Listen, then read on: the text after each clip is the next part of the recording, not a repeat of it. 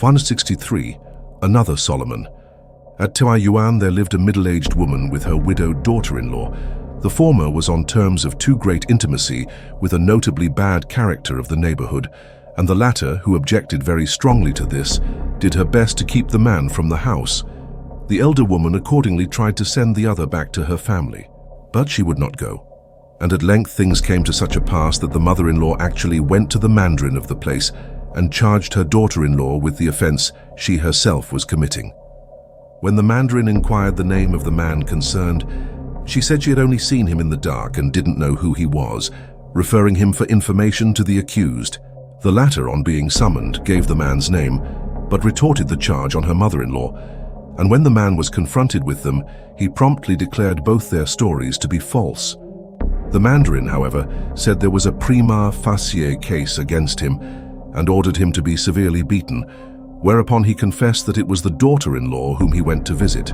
This the woman herself flatly denied, even under torture, and on being released, appealed to a higher court with a very similar result. Thus the case dragged on until a Mr. Sun, who was well known for his judicial acumen, was appointed district magistrate at that place.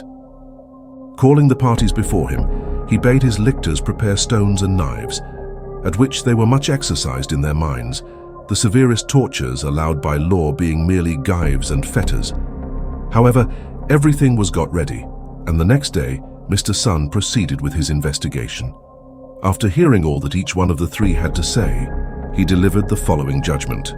The case is a simple one, for although I cannot say which of you two women is the guilty one, there is no doubt about the man who has evidently been the means of bringing discredit on a virtuous family. Take those stones and knives there and put him to death. I will be responsible. Thereupon the two women began to stone the man, especially the younger one, who seized the biggest stones she could see and threw them at him with all the might of her pent-up anger, while the mother-in-law chose small stones and struck him on non-vital parts. So with the knives, the daughter-in-law would have killed him at the first blow, had not the mandarin stopped her and said, "Hold, I now know who is the guilty woman."